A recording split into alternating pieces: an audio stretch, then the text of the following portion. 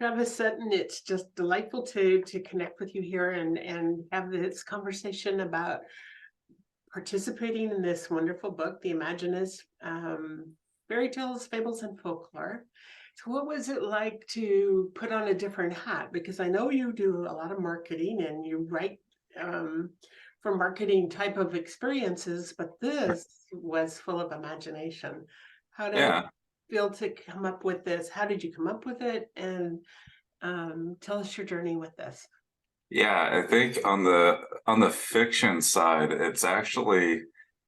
it's more conducive to my creative process just because I do serve as the creative director for ConsultMent, so I'm a little bit more on that side. So no, it was fun. It started, as we were kind of going through the backstory.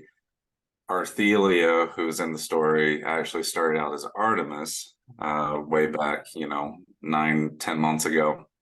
And then we found out we were having a daughter back in March. And so Artemis kind of morphed into Arthelia and became more of a prominent female role. And then I also drew a lot of inspiration. I started to think about different fairy tales and how they really gleaned off of like European folklore and some of those sorts of things. And I wanted this to be a little bit more unique to the New World / American side. So a lot of the inspiration you'll see throughout the chapter is actually driven out of words like that are native words or something like that. Beautiful. Well, the Yeah, title of your chapter is Where the River and the Oak Meet.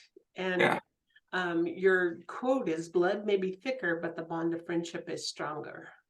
Tell us about this storyline. Yeah, so they start out so they were up in the mountain region, and they had just gotten done with a battle, and so they start, trickling down. Their whole idea is to get to the city of Oracle.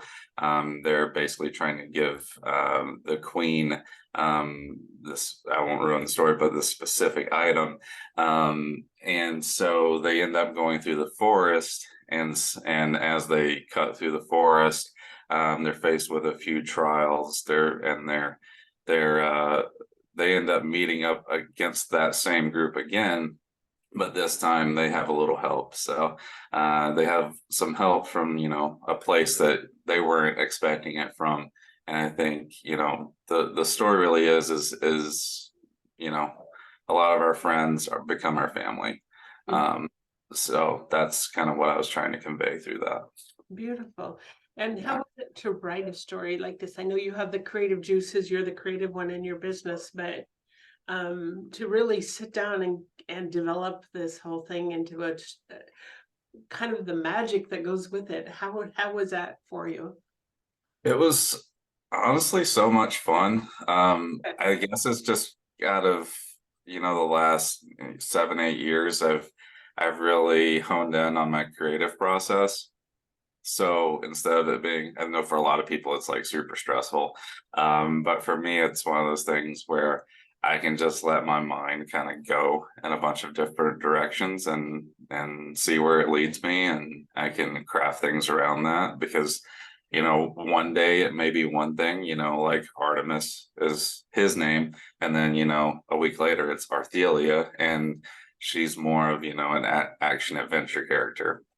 So yeah, no, I think just allowing and being patient with the process as well, to just let things flow and let things morph naturally rather than trying to force it.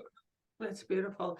And as you wrote this, I'm sure it was, with the knowledge of a little girl that's coming into Yeah, your life. And yeah, and so the if she was to pick up this story as she gets older, or as you read it to her as she's a little girl, what do you hope that she picks up from it?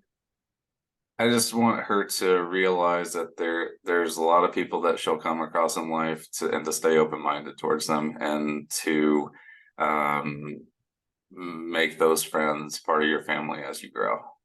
And I think as we expand on this, I think there's even more areas we can go into.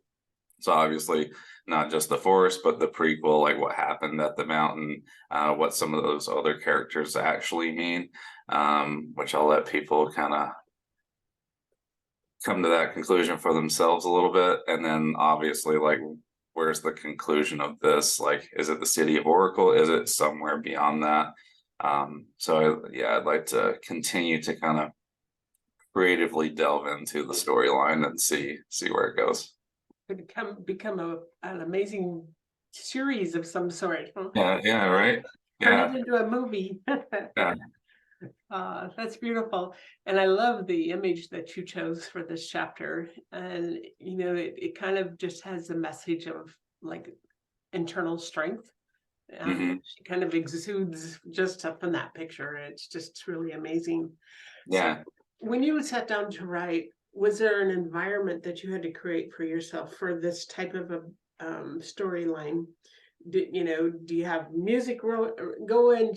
Or do you need quiet? What is your environment?